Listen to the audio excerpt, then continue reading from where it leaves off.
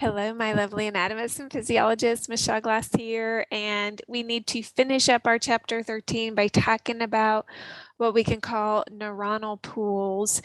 Neuronal pools are really just talking about functional groups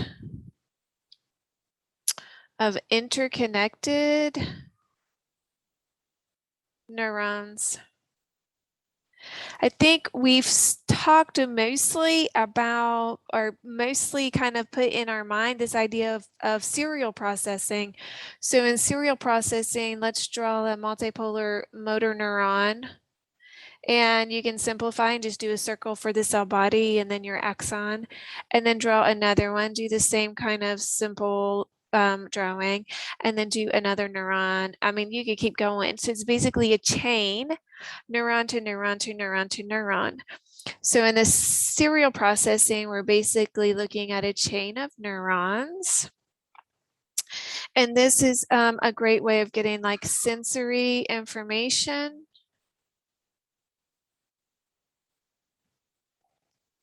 to the brain. So we can add a little detail here for the future if you'd like.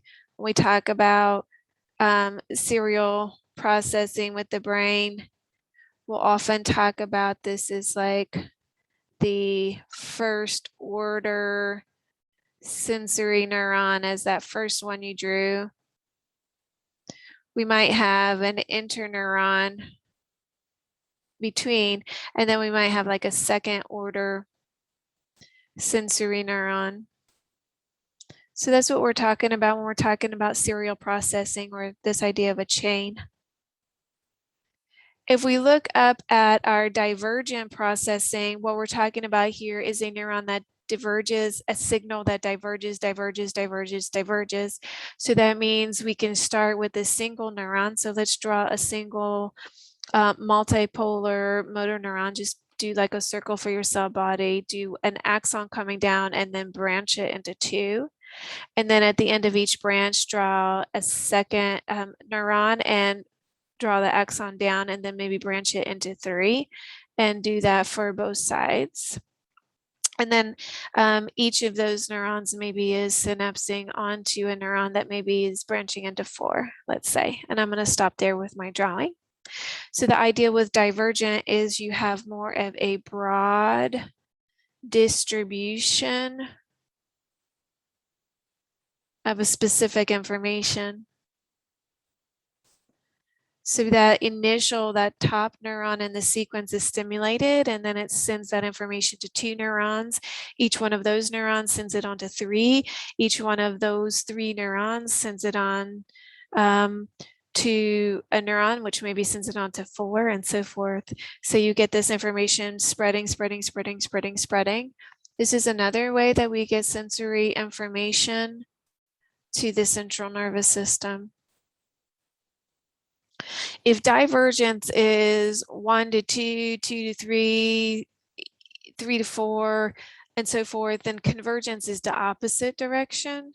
So maybe draw a single multipolar motor neuron. So just make it simple, do a circle for the cell body and an axon, and then maybe draw 2 or 3 multipolar motor neurons converging on that one, right? And so here, what we see with convergence is more of like a conscious and unconscious control of motor neurons.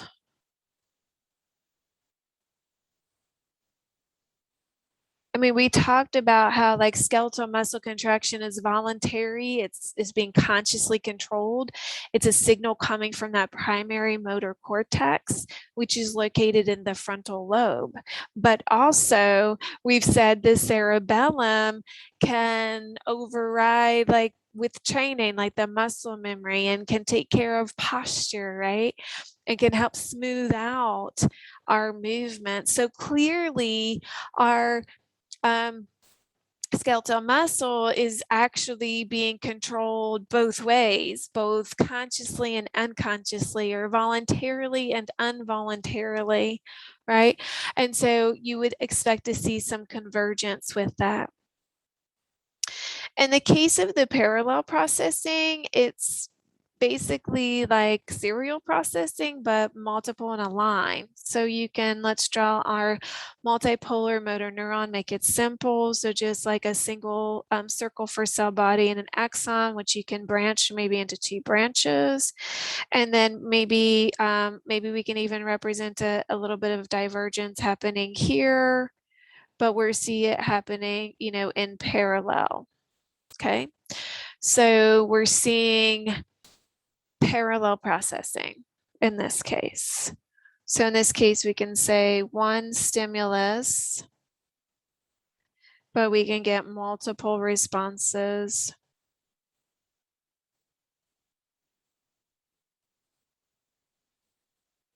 So you have like simultaneous processing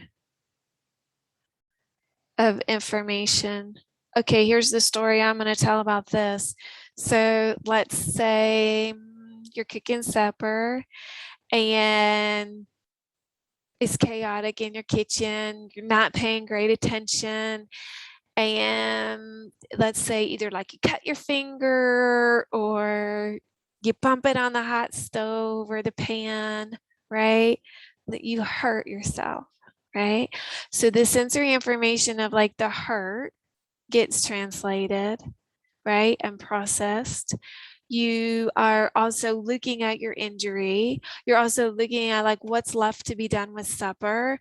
You're maybe giving some kind of exclamation, and then you see your kid running into the kitchen and you quickly change the word you're saying so it's more kid appropriate. So there's lots of processing that's happening in response to that one single stimulus of damaging yourself while cooking, right? So maybe that's an example. And then the last one is reverberation. So here, let's draw our multipolar motor neuron. So do our circle for cell body, and then let's make our axon, and let's have it synapse onto another multipolar motor neuron. And let's have that one synapse onto a third. Okay, but then going back to the one in the middle, take a branch of that axon and have it come back around to the top. I made it as an arrow, although maybe we shouldn't do that because we're showing it as a neuron. And so in this case, the first one stimulates the second, which stimulates the third, but the second one also stimulates the first neuron. So it's keeping it going. It's keeping it going. So this is important in like helping to maintain consciousness.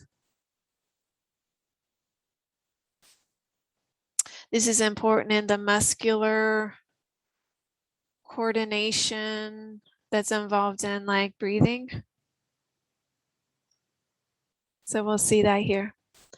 Respiration is one of those constant things. We have to constantly be ready for that, right? And it's beautiful because it's an automatically regulated process for us, right? If we had to think like, take a breath, oh, we would forget so fast. We'd be in trouble, right? All right, y'all. Neuronal pools, last topic for chapter 13. As always, take care of yourselves and each other.